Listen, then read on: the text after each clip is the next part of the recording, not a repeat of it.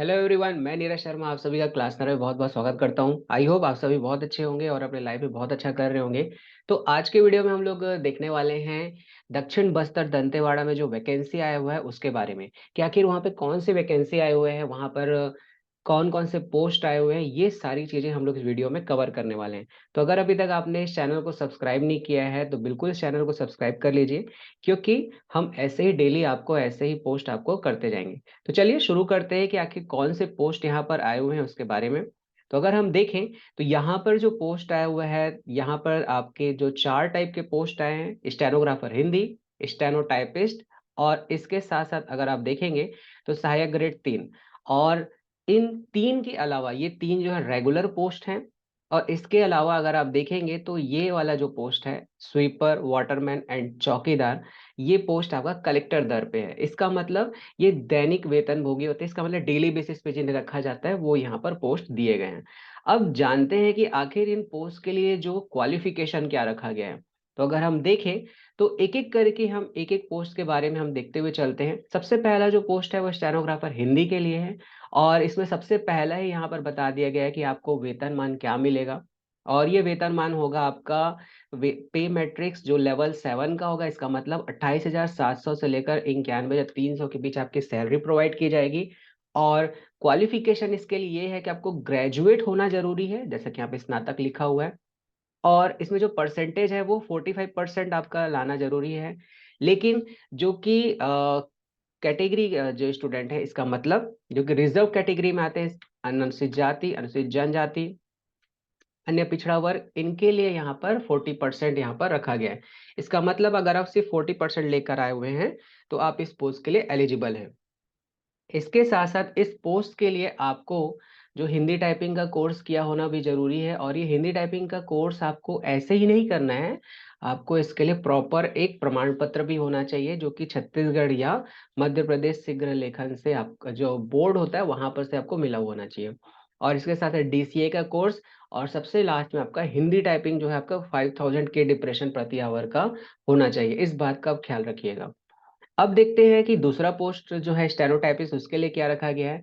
तो इसके लिए भी जो क्वालिफिकेशन है, दोनों मतलब क्वालिफिकेशन सेम है। इसका मतलब ग्रेजुएट होना जरूरी है, हिंदी से जो मुद्रा लेखन है वहां पर आपका सर्टिफिकेट होना जरूरी है, डीसीए जरूरी है, के साथ साथ हिंदी टाइपिंग जरूरी है। बस इसमें अंतर ये है कि अगर आपका इस पोस्ट पे सिलेक्शन होता है तो आपको जो सैलरी प्रोवाइड किया जाएगा वो होगा 19,500 टू 62,500 के बीच में। और ये जो लेवल 4 का जो ये सैलरी पैकेज होगा। तो इस बात का आपको ध्यान रखना है। इसके बाद अगर हम देखें जो अगला पोस्ट है, इसका मतलब सहायक ग्रेड 3, इसमें क्या क्वालिफिकेशन रखा गया है। तो सहायक ग्रेड 3 के लिए क्वालिफिकेशन बहुत ही सिंपल है, आपको ग्रेजुएट होना जरूरी है। इसके साथ साथ आपको डीसीए किया होना जरूरी है और हिंदी टाइपिंग आपको आना चाहिए। इसमें एक अच्छा चीज ये दिया गया है, जो कैंडिडेट वो सर्टिफिकेट जिनके पास नहीं है टाइपिंग का, वो इसमें जरूर अप्लाई कर सकते हैं, क्योंकि इसमें ये सर्टिफिकेट नहीं मांगा गया है। अगर आप इस पोस्ट पर सेलेक्ट हो जाते हैं तो आपको जो सैलरी प्रोवाइड किया जाएगा 19,500 टू 62,000 के बीच में आपको ये प्रोवाइड किया जाएगा। अब इसके साथ साथ जो मैंने बात किया था शुरू में, जो दैनिक वेतन भोगी है उनके लिए क्या इसमें क्वालिफिकेशन रखा गया है, तो चलिए उसे भी देखते हुए चलते हैं।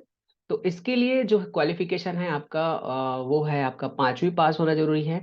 और इसके साथ साथ अगर आप कुक, माली, इलेक्ट्रिशियन, बढ़ई, प्लम्बर, अगर आप ये काम रखते हैं और आपके पास इसका प्रमाण पत्र है तो भी आप इसमें अटैच कर दीजिएगा, आपको एक प्रायोरिटी मिलेगा। इसका मतलब ये हुआ कि अगर कोई नॉन एक्सपीरियंस जो है उसको बदले में आपको एक्सपीरियंस अगर आपके पास है तो आपको जरूर इसमें प्रायोरिटी दिया जाएगा। अब बात करते हैं कि इसमें आयु सीमा कितना है। तो मिनिमम जो एज है वो आपका 18 ईयर्स है, इसका मतलब 18 साल है। और मैक्सिमम एज जो है वो 30 साल से ज्यादा नहीं होना चाहिए। लेकिन अगर आप छत्तीसगढ़ के मूल निवासी हैं, यहीं से आपने पूरी पढ़ाई किया हुआ है और यहीं के आप मूल निवासी यहाँ पर हैं तो आपको ये 40 वर्ष तक का आपको छूट मिलेगा।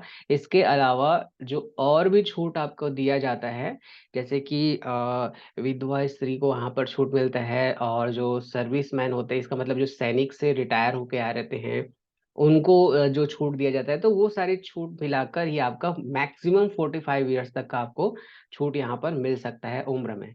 तो इस बात का आप ख्याल रखिएगा।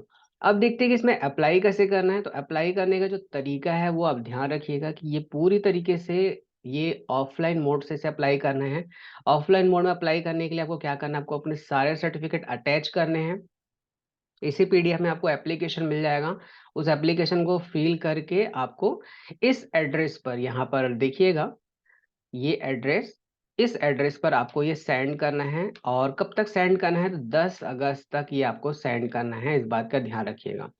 और इसे सिर्फ स्पीड पोस्ट और पंजीकृत, इसका मतलब यह रजिस्ट्री करवाना है या स्पीड पोस्ट के माध्यम से ही आपको भेजना है।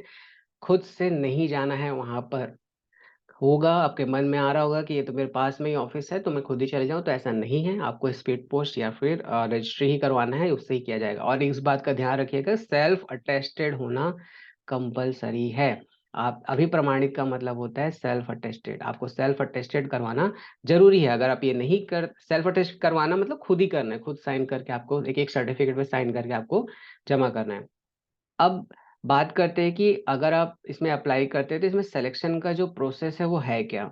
तो अगर हम देखें, सिलेक्शन का प्रोसेस जो है बहुत ही सिंपल है। 2 स्टेप होते हैं। पहला स्टेप है आपका लिखित परीक्षा। अगर कैंडिडेट बहुत ज़्यादा हो गए, और वो डेफिनेटली होंगे ही, तो कैंडिडेट बहुत ज़्यादा होंगे तो आपका पहला लिखित परीक्षा होगा। फिर उसके बाद उसके अकॉर्डिंग आपका मेरिट लिस्ट निकलेगा, और मेरिट लिस्ट निकलने के बाद यहाँ पर आप देखेंगे तो 10 गुना कैंडिडेट को यहाँ पर बुलाया जाएगा। और 10 गुना कैंडिडेट बुलाने के बाद उसमें से आपको कौशल परीक्षा होगी, और कौशल परीक्षा के बाद यहाँ पर आपका एक मेरिट लिस्ट निकलेगा जो कि फाइनल होगा। फाइनल मेरिट लिस्ट निकलने के बाद आपका सिलेक्शन हो जाएगा, और सेलेक्ट होने के बाद आपकी जो पोस्टिंग है वो इसी कार्यालय में कर दी जाएगी। तो बिल्कुल देखिए इसे, अगर आप इन पोस्ट पे एलिजिबल हैं तो जरूर अप्लाई कीजिए। ऐसा मौका बिल्कुल छोड़िए मत, इसे अप्लाई कीजिए। और ऐसे इंफॉर्मेटिव वीडियोस को पाने के लिए हमारे चैनल को साथ ही साथ फॉलो भी करते रहिए। Thank you.